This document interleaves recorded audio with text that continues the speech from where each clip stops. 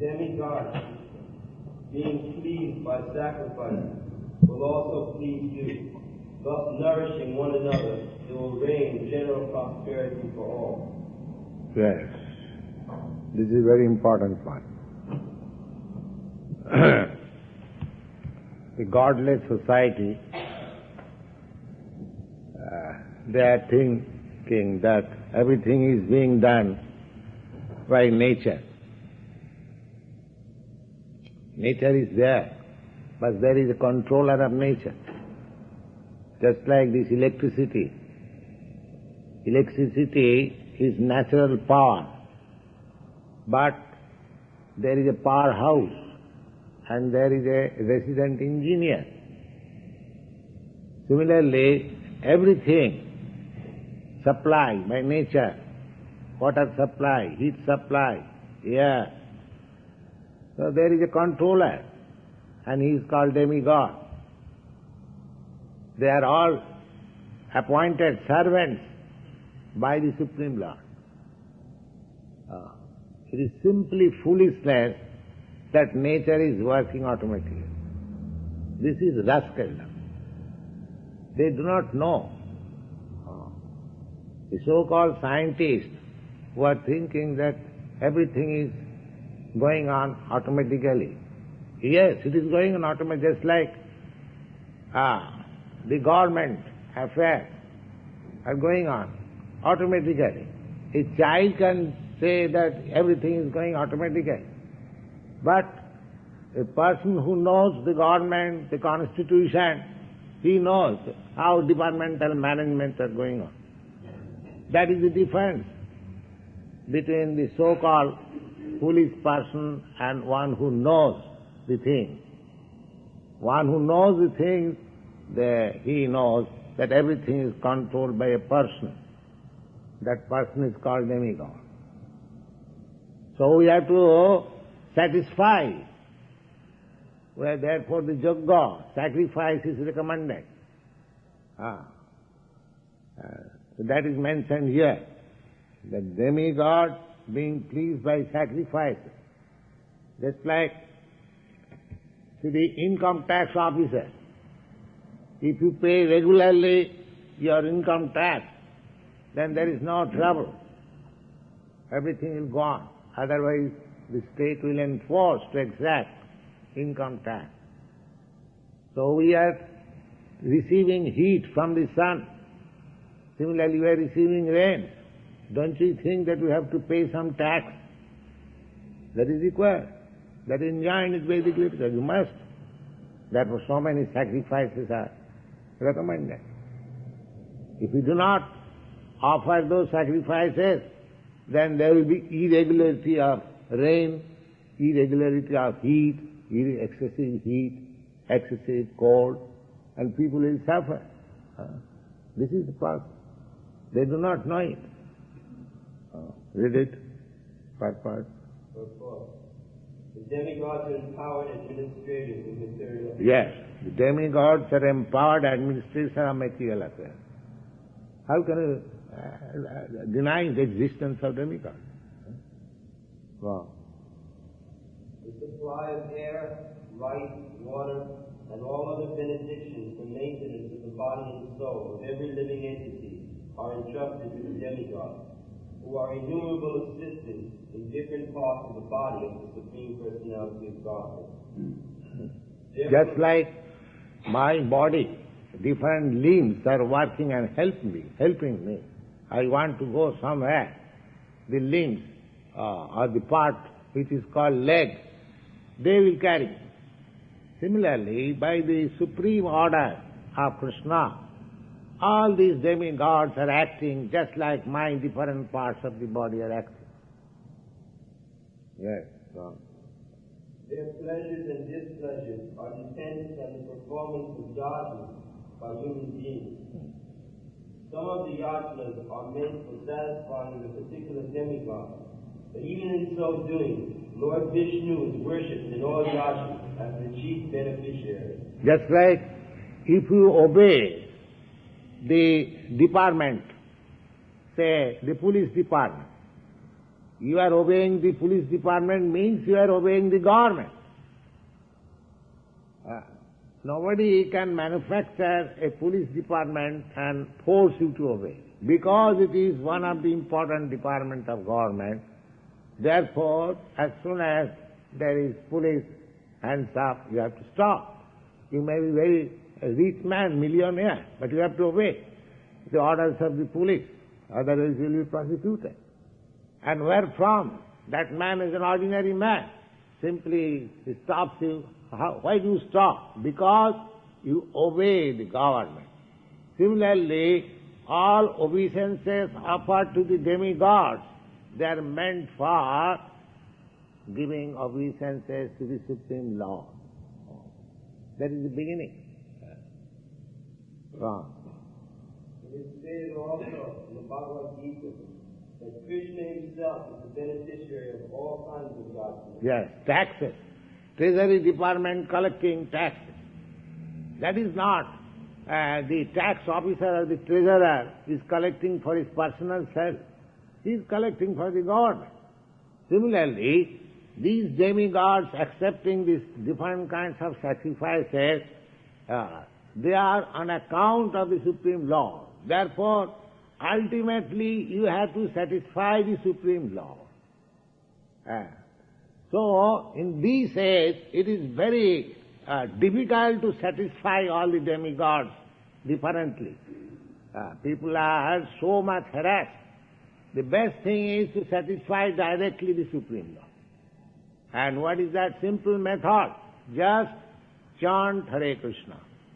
Because we are so fallen in this age, the simple chanting of glorification of the Lord will be equal to performances of all kinds of sacrifice. That is mentioned in the Srimad Bhagavatam. Jaggai sankirtanai prai jajanti sumena. Those who are, because each kind of sacrifice is a very costly affair. It is not possible in this age. Tons of butter, ghee wanted to arrange for a sacrifice. It is very difficult to find out a pound of butter in a house. And where is the question of tons? Of course, in your country, still butter is available. But in India, practically butter is finished. So in one day, the whole world will not see any more butter or rice or wheat. Everything will be finished. Because with the age of advancement of the age of Kali, everything will deteriorate so badly that all supplies will be stopped actually. At that time people will live just like animals. So this is the only means, Krishna consciousness, that in this age, simply, in whatever condition you may be, you can simply sit down and chant. There is no expense, there is no loss. Simply chant Hare Krishna, Krishna Krishna, Hare Hare. And all demigods and the Supreme Personality of God, everyone will be satisfied. You will have no difficulty. This is the program of Krishna consciousness. Wow. Bhaktaram yajna tapasam. Therefore, ultimate satisfaction of the Lord is the chief purpose of all yajnas. When these sacrifices are perfectly performed, naturally the demigods in charge of the different departments of supply are pleased, and there is no scarcity in the flow of natural products. Yes, because after all, however tractor, machine or farm arrangement you may make, unless there is supply of heat and water, it is all useless. You cannot produce grains just like wheat or rice or pulses in your factory or by your will, defying the nature's law. Oh, that you cannot do. Your life is in the hands of the demigod. If they stop supply, sunshine, if they stop supply, water supply, how you can produce? Therefore you have to satisfy them. People are practically forgotten their duty. Therefore they are suffering. Otherwise, if they follow the rules and regulations, there is no scarcity. The modern theory, the population has increased. This is a nonsense theory. If there is production is sufficient, what is the question of population increasing? Let population increase. The supply I will give you. In the Vedic literature we find, Eka Bahunam Vidadhati Kama. That Supreme Lord is supplying everyone food. Why do you think of human society? What is the human society? Out of 8,400,000 forms of life, there are only 400,000 forms of human life. And 8 million forms, they are lower animals, birds, beasts, aquatic. Who is supplying their foodstuff? Everyone is sumptuously fed by the grace of God. Why not you? You are suffering because you are disobeying. Therefore you are suffering. That is it. Only the suffering, population theory, this theory, that theory is only the human society. Because they are regularly defying the existence of God. Science, science, science. Now there are so many suffering people. Why your science cannot provide them food? So this is wrong theory. You have to satisfy the supreme supply. Then you get sufficient production and you'll be happy. God. Performance of yajnas has many side benefits. Ultimately leads to liberation from the material bondage. By performance of sacrifice, all activities become purified, as is stated in the Vedas. Yes. When you perform, just like we are performing here, sacrifice of Sankirtan, everything you will find here purified. In this temple, you go corner to corner, you'll find everything sanctified, purified. Why? Because yes, this sacrifice of Sankirtan is being performed. So as soon as you take up the process of sacrifice, automatically everything will be hygienic, purified, health, wealth, everything, complete. Wow. As will be explained in the following verse, by performance of yajna, the eatable becomes sanctified, and by eating sanctified foodstuffs, one's very existence becomes purified. Yes. Even George Bernard Shaw, he has written, you are what you eat. Your body is purified or impurified according to the foodstuff you eat. Therefore we forbid, don't eat this, don't eat that. You have got sufficient food, grains, meal, butter and fruits, sufficient. Why should we eat meat? That is not sanctified. But this is nature's product, offered to Krishna, and you eat, and you become healthy and sanctified in mind, in body. Then you can understand Krishna consciousness, you can make progress in that way. If your body is not sanctified, if it is impure, how can you understand the pure consciousness of Krishna consciousness? Therefore we have to follow these principles, regulations. Yes. By the purification of existence, the finer tissues in the memory become sanctified. And memory being sanctified, one can think of the path of liberation. Just like in our contaminated state, we become diseased. What is disease? As soon as you contaminate or infected by some impure thing, you become diseased. Similarly, this disease, material disease, birth, death, old age, they are some kind of disease. Otherwise, I am spirit, soul, I am pure as God, because I am part and parcel of God. But due to my impurities of this material body, I am suffering. So if you purify your existence, then you get the quality in complete pureness of God. You become happy. Anandamaya, abhyasat, satchidananda vigraha, you become jolly. Brahma bhuta prasannatma. As soon as you purify yourself and become identified with the existence of God, immediately become joyful, no anxiety. Brahma bhuta prasanna. So you have to purify your existence. If you keep your body impurified, then how can relish the purified consciousness? So you have to do it. Wrong. All these together lead to Krishna consciousness, the great necessity of present-day society. 12.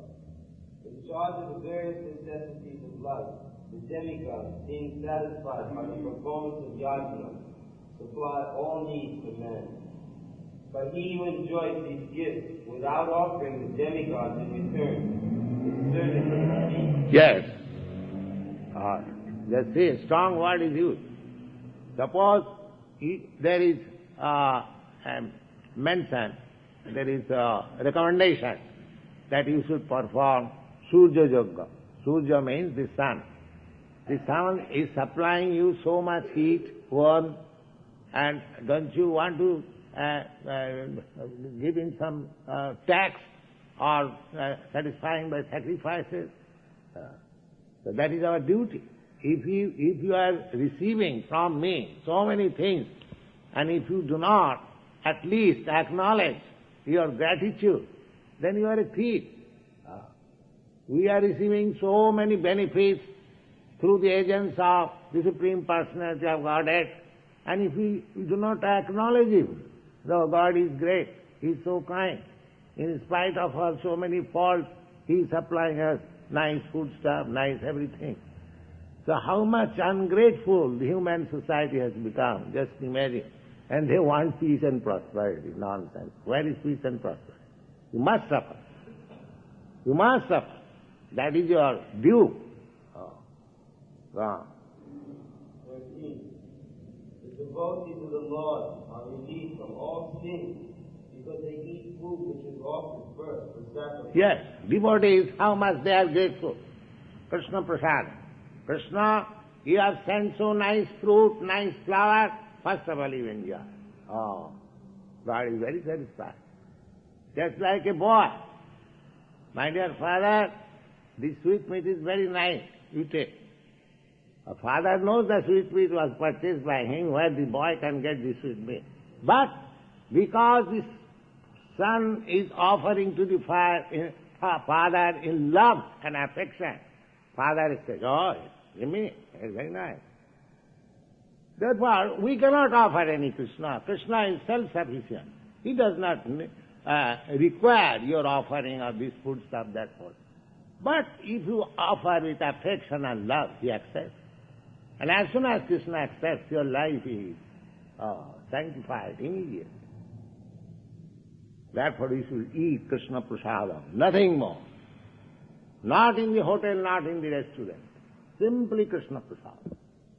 That will keep me purified. All. Others who prepare food for personal sense enjoyment verily keep only sin. Yes. Simply the nice foods are palatable dishes. You can prepare palatable dishes for Krishna. There are hundreds and thousands of preparations. But as soon as you prepare for yourself, or you try to satisfy your tongue, then you are bound down by the laws of nature. Anything. That because that is sinful. Sinful. If you do not acknowledge, the authority, you do not feel your gratitude for the supply, then you are a thief. Especially it is mentioned. It is thief. I am taking your things, I am eating, but I am not feeling any gratitude for you. Then I am a thief. Yes, gone. 14. All living bodies subsist on food grains. Food grains are produced from rains. Rains come from performance of sacrifice, and sacrifice is born of man's work. This is a cycle. Cycle. We are living on food grains. We cannot live on meat eating. It is not possible. However, a great meat eater, maybe, he must have some grain, some vegetable. That is his life. Yes. Therefore, grains, vegetables, they are actually our food. Now, I am living and getting energy by eating grains and vegetables. And how my energy should be utilized. It should be utilized for the purpose from where I am getting energy. I am getting energy from the Supreme Lord by supply of this foodstuff. Therefore, my energy should be utilized for the service of the Supreme Lord. That is called sacrifice. So I should be strong enough to offer sacrifice to the Lord. By sacrifice, the demigods, the Lord will be pleased, and there will be sufficient rain. There will be again production, again you will eat, again you will get strength, again you will offer sankirtan. This cycle must go on. This cycle. You get from the Supreme Lord supply by His natural ways, you get strength, and your strength should be utilized not for sense gratification. Because I am now very stout and strong, let me enjoy senses. Then you are sinful. And if you use your strength for satisfying the Supreme Lord, then your energy is properly utilized. This is it. 15. Activity, karma, arises from the Vedas, and Vedas spring from the Supreme Godhead. Therefore, the all-pervading transcendent is eternally situated in acts of sacrifice. Yeah. Purport. Yajnata karma, or the necessity for work for the satisfaction. Yogyartha karma. Yajna means sacrifice, artha for the purpose of, and karma, fruitive activity. Everyone is engaged in some activity. But what shall be the purpose of such activity? Yogyartha. Yogyartha means simply to satisfy Lord Vishnu or Krishna. That should be the purpose. Yogyartha karma. We have to work for the satisfaction of the Yajna Purusha, Vishnu. Then we must find the direction of work in Brahman, or the transcendental Vedas. The Vedas are therefore codes of working direction. Anything performed without... Just like you get license to do some business. Why? The government gives you license to do some business. That means if you want to do business, you must satisfy the government. You cannot do whimsically. You cannot do. This is Veda. One who is law-abiding, subject. Similarly, anyone who is following the codes of Vedas or scriptures, he is actually working. Otherwise, persons who are violating is becoming implicated, criminal. Similarly, if we defy the rules and regulations of Vedas or scripture, then we are being implicated, a criminal, for being punished. Therefore, work should be yogyat, for the satisfaction of Vishnu or the Supreme Government. That should be the mode of work. Anything performed without the direction of the Vedas is called vaikarma. Vikarma. Vikarma, or unauthorized work, or sinful work. Yes. Therefore, one should always take direction from the Vedas to be safe. The same example, as I always cite, that your direction is keep to the right. Then if you don't keep to the right, if you go to the left, then it is vikarma. Your driving is unlawful. You are immediately. Similarly, as soon as we perform vikarma, karma, vikarma, akarma, there are three kinds of work. So vikarma means against the rules. So as soon as we act against the rules, immediately we are bound up by the criminal code. Therefore, if we work for the Supreme Government, Krishna, simply for his satisfaction, there is no vikarma, there is no criminality. There is no criminality. Because ultimately, the Supreme Lord is to be satisfied. So if you work for the satisfaction of the Supreme Lord, you are not subjected to any criminal law. You are free. That is liberation. God. As one has to work in ordinary life by the direction of the state, similarly, one has to work under the direction of the supreme state of the Lord.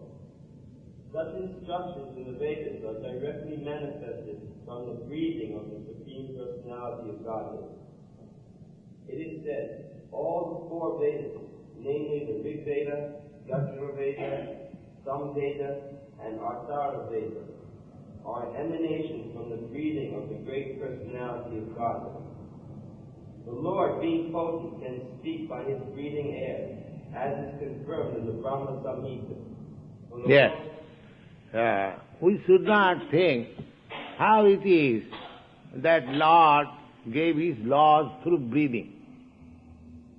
Because with breathing we cannot speak anything.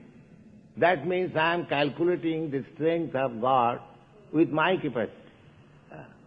The Brahma Samhita says, no. Angani jasya sakalendriya vittimanti. Say every part, every limb of the body of Krishna, the Supreme Personality, can act of other limbs. Just like I can see through the eyes only. But Krishna can see through his finger also. That is his omnipotency. Omnipotency means every limb has got the potency of all other limbs. That is called omnipotency. We speak of omnipotency, but we do not know the meaning of omnipotency. This is omnipotency. That by his glance, God created this world by his glance. Sa ukkata, sa asujata, these are Vedic things. So, we can say that how is that? Simply God saw and there was creation. Yes, that is omnipotence. Why do you think in terms of your capacity? That is materialism. As soon as you think of God in my capacity, that is materialism. You have to accept, as it is said in the Vedas, then you understand what is God. Otherwise you cannot. God.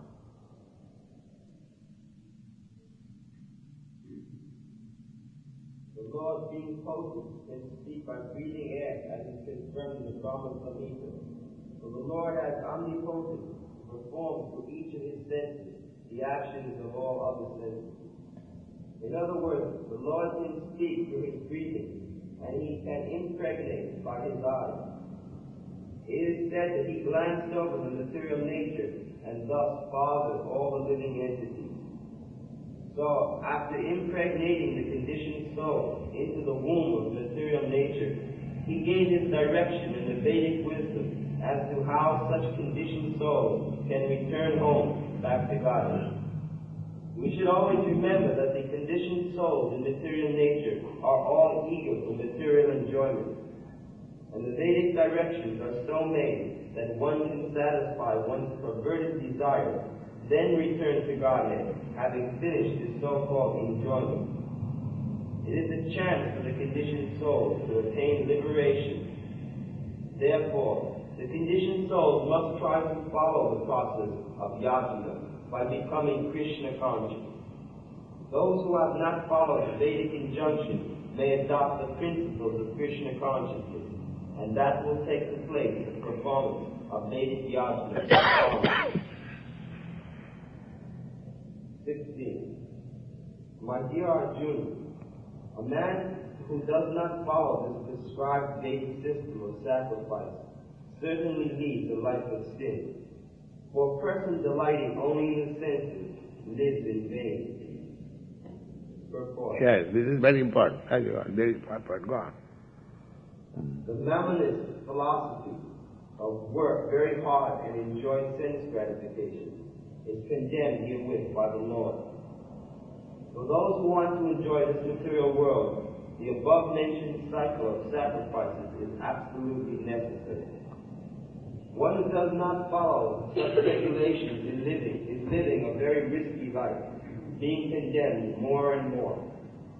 By nature's law, this human form of life is specifically meant for self-realization in either of the three ways, namely Karma Yoga, Jnana Yoga, or bhakti yoga.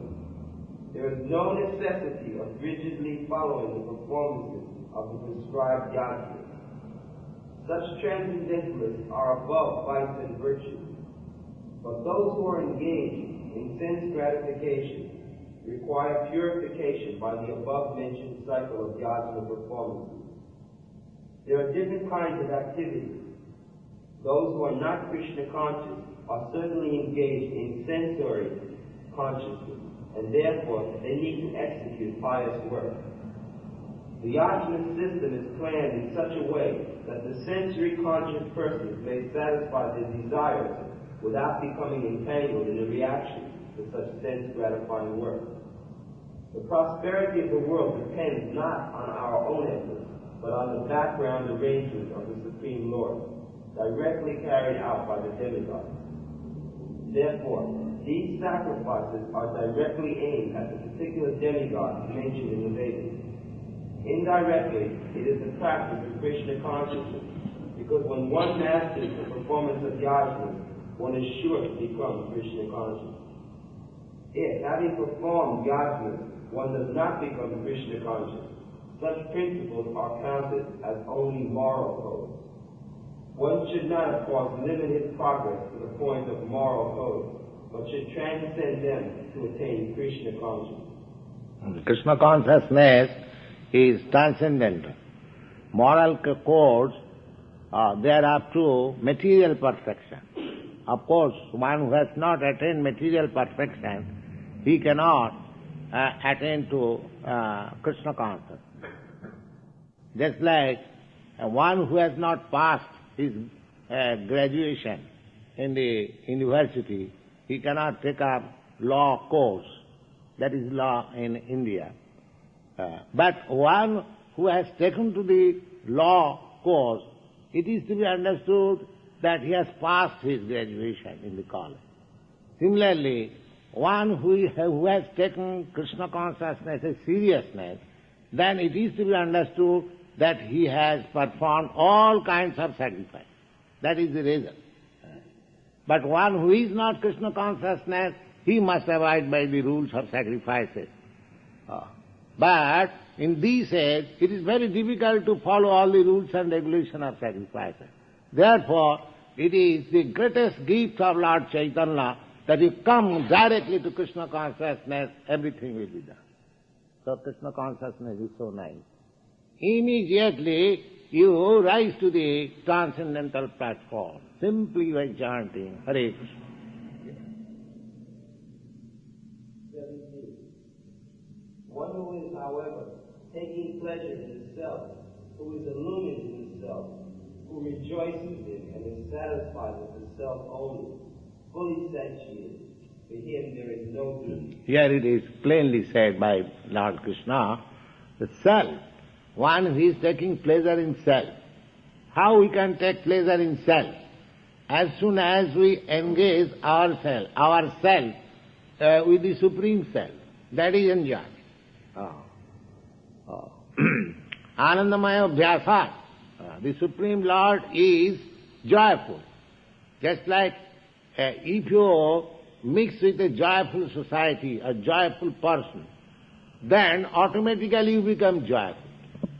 There is no necessity of becoming joyful separately. That association will make you joyful. If you mix with a society criminal, automatically you become criminal. There is no necessity of learning criminality separately. By association you will do that. Similarly, if you associate with the Supreme Joyful, Krishna, automatically you become joyful. This is Krishna consciousness. Automatic. There is no necessity separately how to become joyful. Simply by association. Therefore here it is said that one who rejoices in, that rejoices by association with the Supreme. And is satisfied with the self only. With self, myself, what I am. My identity is that I am eternal servant of God. So as soon as I engage myself in the service of God, that is my self-realization. And if I enjoy in that self-realization, then I have no other duty. finished, all I finished all it, all sacrifice, everything. Complete. A person who is fully Krishna conscious and by his acts in Krishna consciousness is fully satisfied, no longer has anything to perform as his duty. Due to his becoming Krishna conscious, all the dirty things within are instantly cleansed. Ordinarily an effect of many thousands of years of yajna performances. By such clearing of consciousness, one becomes fully confident of his eternal position in relationship with the Supreme. His duty thus becomes self-illuminated by the grace of the Lord, and therefore he no longer has anything to do in terms of the Vedic injunction. Such a Krishna-conscious person is no longer interested in material activities and no longer takes pleasure in material arrangements like wine, women, and similar infatuations.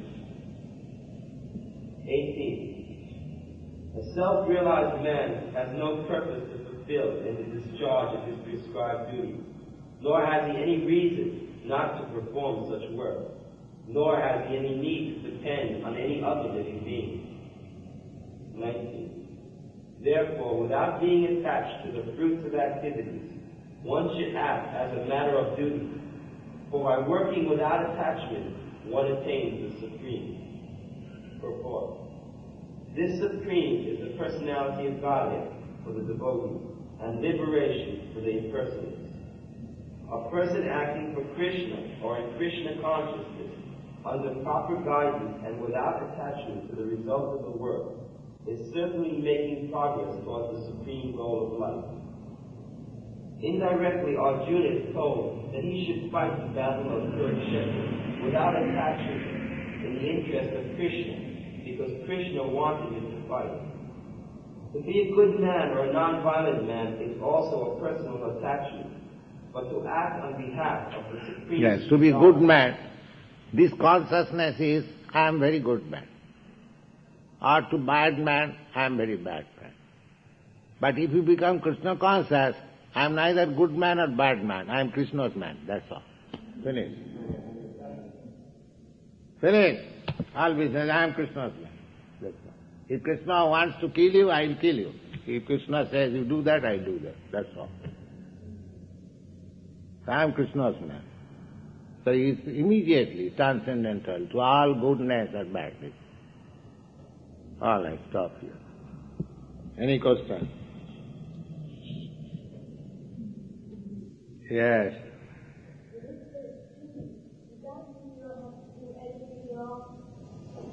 If Krishna orders, he shall do.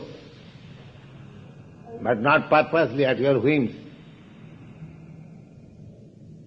There is nothing wrong for a Krishna conscious person. But what we think materially wrong, if it is ordered by Krishna, we shall do it. But Krishna, there is no wrong.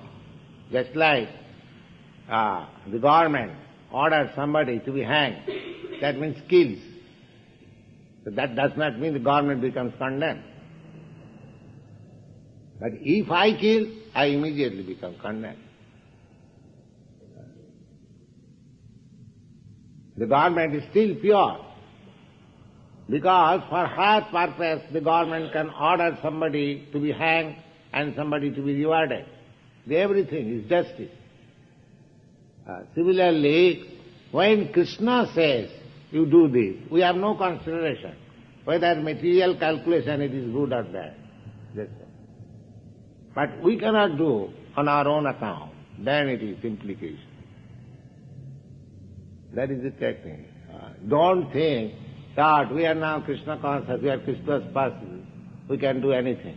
Just like if a policeman thinks that I have government mad, I can do anything, whatever I like. That is wrong. You cannot do that. But if Krishna orders, then you can.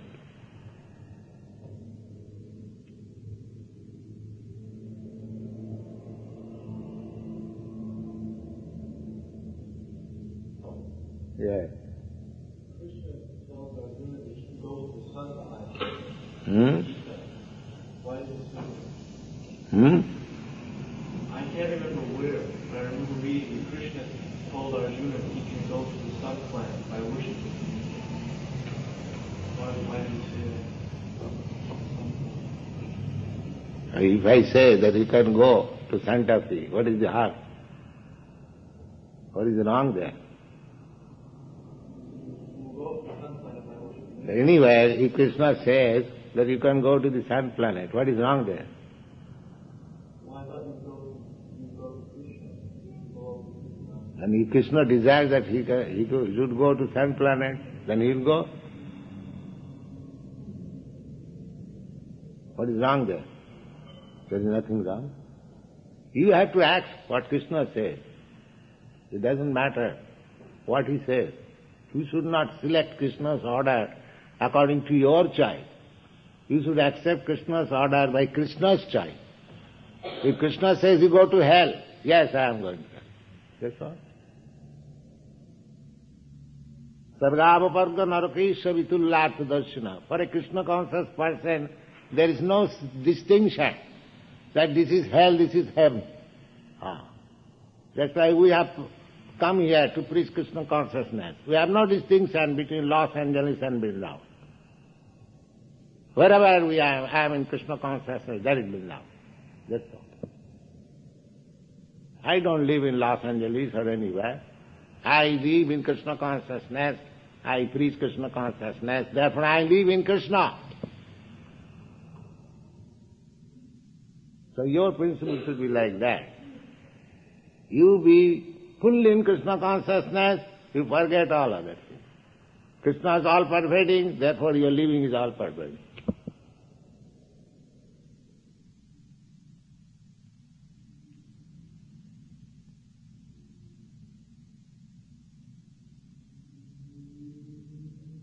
Is that all right? Any other question?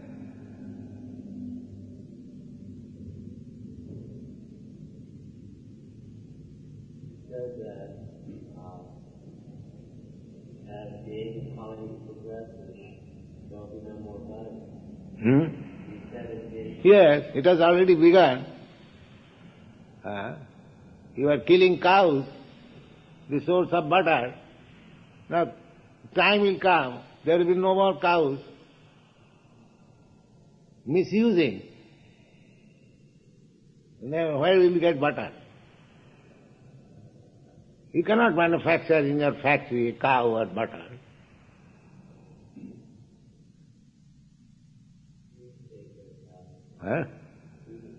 You should. Otherwise you are ungrateful. You are drinking milk, you are taking so much butter, milk product, and as gratitude you are killing cows. You should be ashamed. Even if you have no human feelings, you suck the breast of your mother and kill. Is that humanity?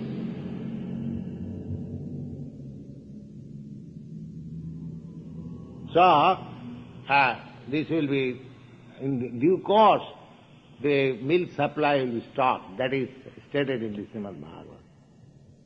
There will be no more milk supply at the end of this Kali Yuga. 4 things will be stopped. Grains, sugar, and milk will be stopped. And fruits will not be without any pulp. It will be simply seed. Just like in mango, there is seed and pulp. In future, you will simply have seed, no pulp. So you will eat mango simply by tasting the seed. There will be no more mango pulp. These are stated in the Bhagavad. The people are so foolish that they are continually committing sinful activities. Therefore, yoga is recommended. But they cannot perform yoga also. The only alternative is to take to Krishna consciousness to save you from all risky life. Yes. So when they say they have a surplus of grains now, they're burning these great mountains of grains, which means that in the future there will be no grains for this country? Yes. As soon as you make misuse, the supply will be stopped. After all, the supply is not in your control. You cannot manufacture all these things. You can kill thousands of cows daily, but you cannot generate even one ant. And you are very much proud of your science. Just produce one ant in the laboratory, moving with independence. And you are killing so many animals? Why?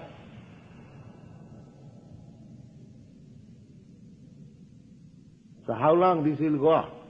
Everything will stop.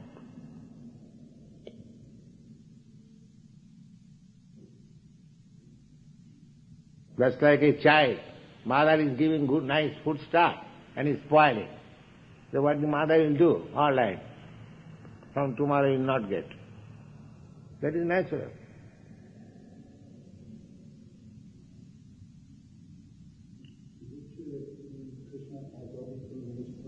Is it true that Krishna has all these things in each planet simply because of the presence of a pure devotee?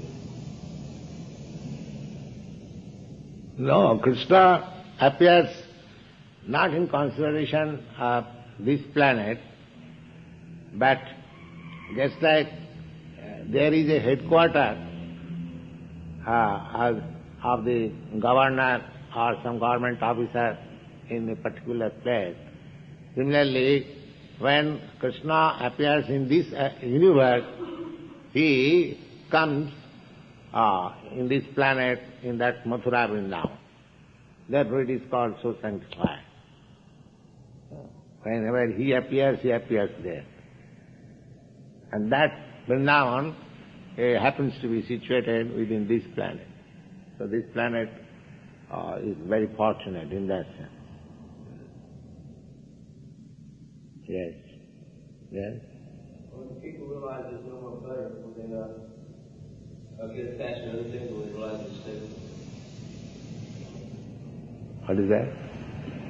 When people realize when there's no more butter, people realize they've made mistakes, or will they get attached to A sinful man never realizes his mistake.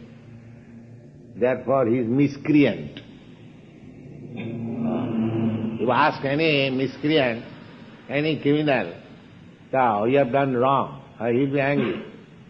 Murkhaya upadeshai prakopaya santa nasanta. So, the miscreants and sinful, they cannot realize unless they are in good association and blessed. So therefore, good association required. We are giving chance, this temple is open to give people to good association. Please come, try to understand. And if one is fortunate, he understands, he takes to this principle. And that becomes, I would say, purified gradually. But if you, that what in this Chaitanya Mahaprabhu has recommended, that you do not require to change your position. You simply try to hear about Krishna from the rightful source. That's all. Then everything will be all right, gradually. Every one of us are mistaken or whatever we may call. But Krishna is so kind that he keeps his book, Bhagavad Gita, he sends his representative, he comes himself as Lord Chaitanya to deliver us. He sends Lord Jesus Christ. So many arrangements, but we don't take advantage. We are so full and sinful. But still, the propaganda will go on. Just like father, however misguided son may be, whenever the father gets a chance, he says, my dear son, you don't do this, it is not good, you do this. So that is the duty of the father. Similarly, we are bent upon continue our sinful activities, but there is sufficient arrangement by Krishna to instruct us and to lead us back to Godhead, back to God. How do you come to stop that man sometimes takes animals and feeds them and protects them, whereas otherwise these animals were deprived of starvation or exposure? Why do our answers of the animals being starvation? You take care of yourself. Don't be philanthropy. Oh, they will starve, let me eat. What is this, philanthropy?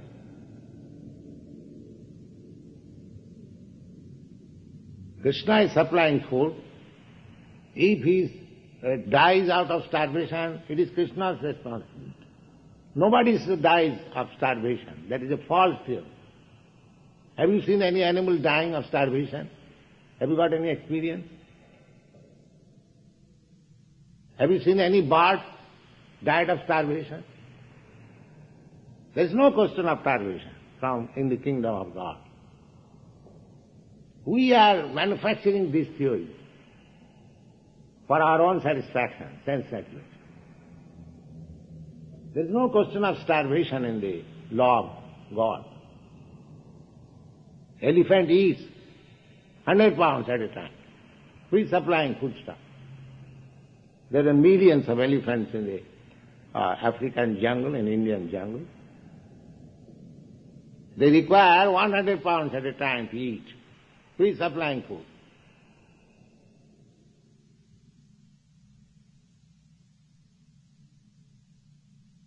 So there is no question of starvation in the kingdom of God. The starvation is for the so-called civilized man.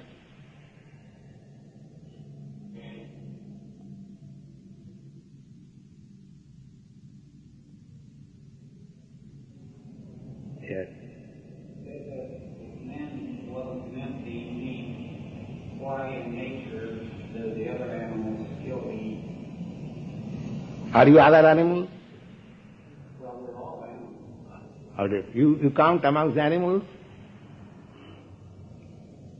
You classify yourself with the animals? Well, we're all No, animals. not all. You may be, but we are not.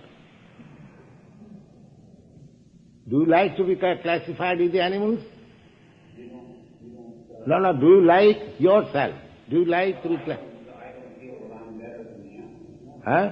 I don't believe that I am better than the animals. Why? Why you are talking then? Because I have Why you have come here? respect for all God's creatures. You respect for all and you kill animals?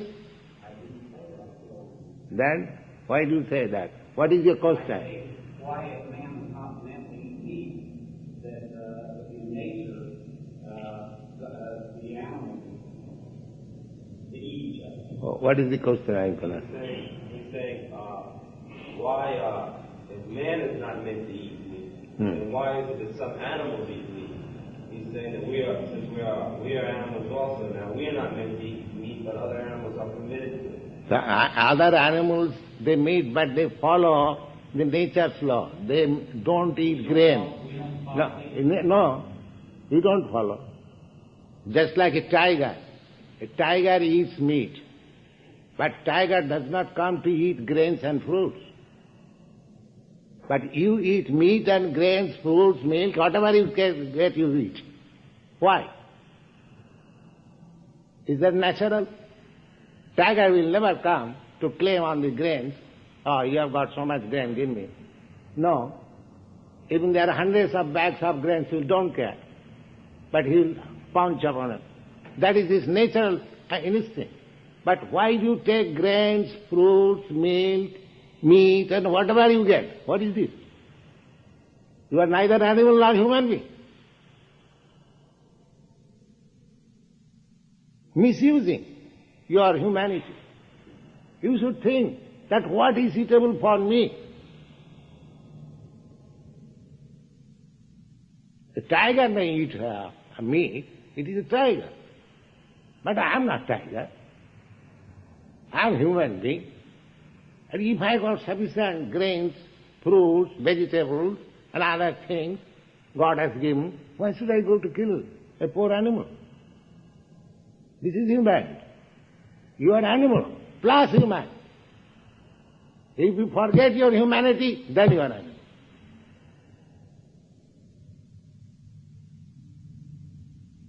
So we are not simple animals. We are animal plus humanity. If we increase our quality of humanity, then our life is perfect. But if we remain in animality, then our life is imperfect.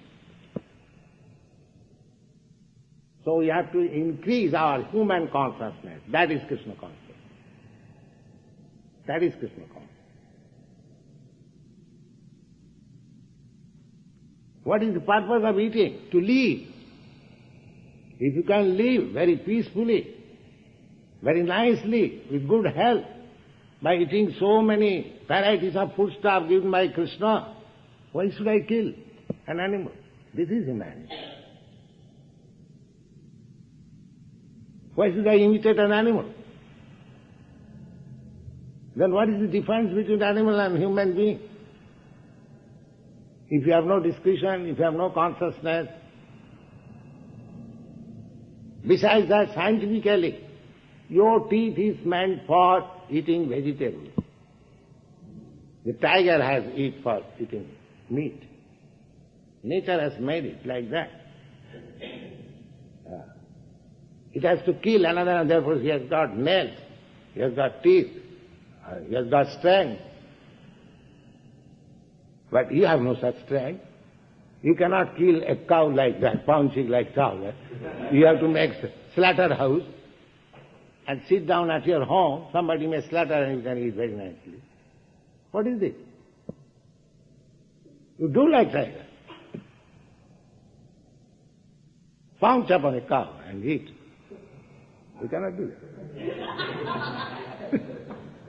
You cannot do that.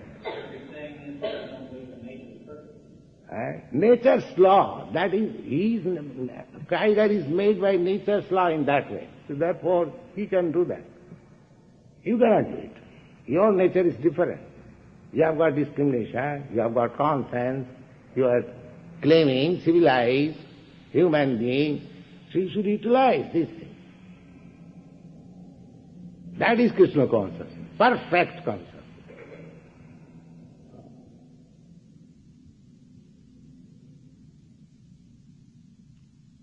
So human life is meant for raising oneself to the perfection of consciousness, and that is Krishna consciousness. We cannot remain in tiger consciousness. That is not humanity.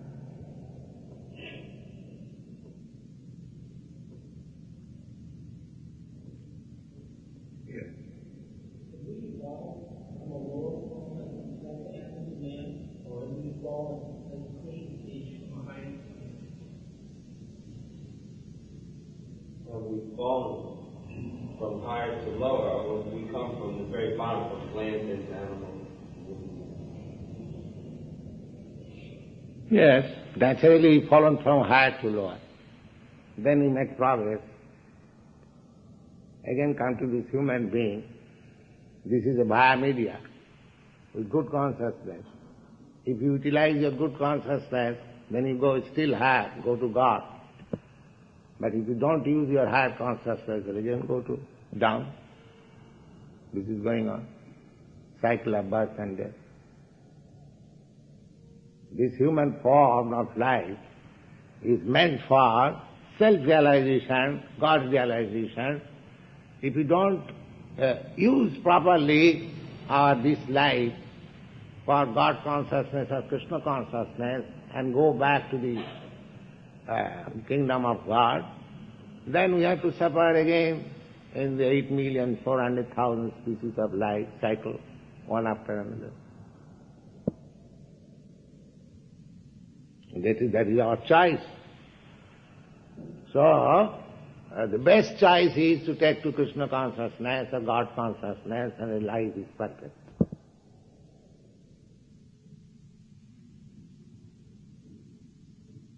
Don't be misguided. Take to God consciousness, Krishna consciousness, and your life, then it will be proper use of this human form of life. Otherwise, if we indulge in meat eating like tiger, I may just get life like a tiger next life, but what is the use? Suppose if I become very strong tiger in my next life, is that very good promotion? Do you know the life of tiger? They cannot eat even daily.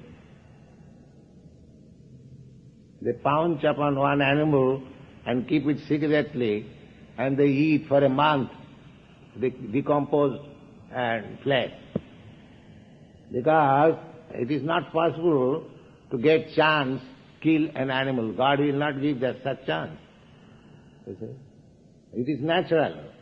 And in the jungle, wherever there is a tiger, all animals will go out. They will also try to protect themselves. Self-protection. So, rarely, when he's too hungry, then God gives him a chance to pounce upon another animal. Tiger cannot get so many palatable dishes daily. It is in human form of life. If we misuse, then we have got all facilities. And if we misuse it, then go to the tiger life. Be very strong with pouncing capacity. Yes, sir.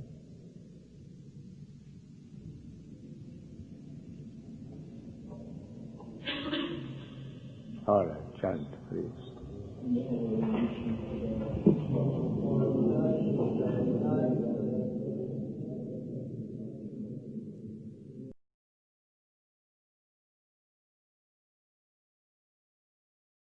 Updates के लिए channel को subscribe करें और यदि topic से related आपका कोई प्रश्न हो तो कमेंट बॉक्स में आप पूछ सकते हैं।